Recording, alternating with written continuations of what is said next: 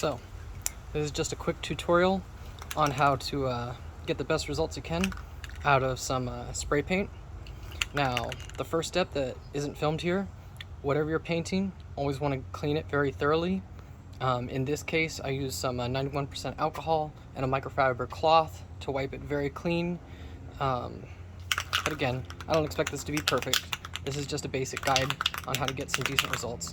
So one of the other things, shake that can. Shake it real good. They sit on the shelf for a while, and the important ingredients that are in there end up sitting at the bottom, getting real thick. So you're gonna wanna shake it for, I don't know, 30 seconds or so. Take it, turn it upside down, twirl it, really mix the paint up good, because the adhesion promoters that are in it usually end up not being mixed, end up at the bottom, and other, ingredients they put in there, as well as the pigment. So if you want the best consistency, shake it good in the beginning. And second, so I'm just gonna take this right here, you can see the distance here. Just a thin initial coat, keeping it about 12 to 16 inches away from it. You're gonna wanna do this when there's not a lot of wind if possible.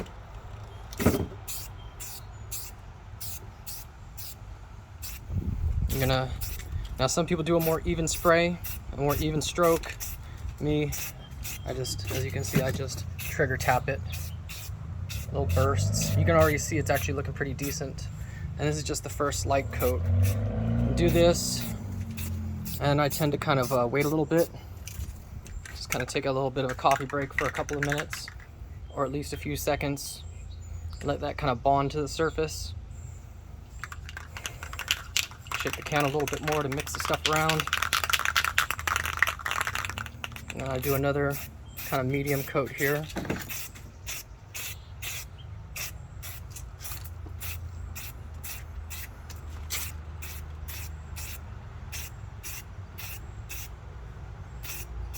You can see it almost looks completely black now.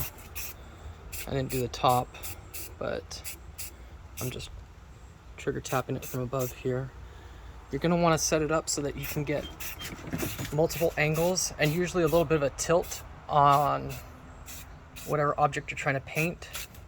And you're definitely going to want to walk around it and look at it and spray it from different angles to get the best results, because oftentimes the side that's on the back side will end up thin on paint and you won't notice it until you're done with it. And then the other trick too is you kind of want to keep what they call a wet edge. See how I'm starting here and working my way around it.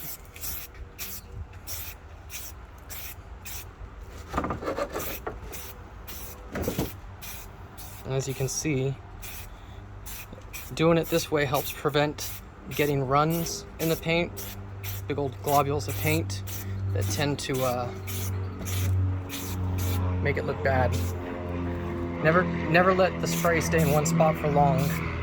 Just a nice, smooth mist that overlaps the top of where you're spraying the object and the area below.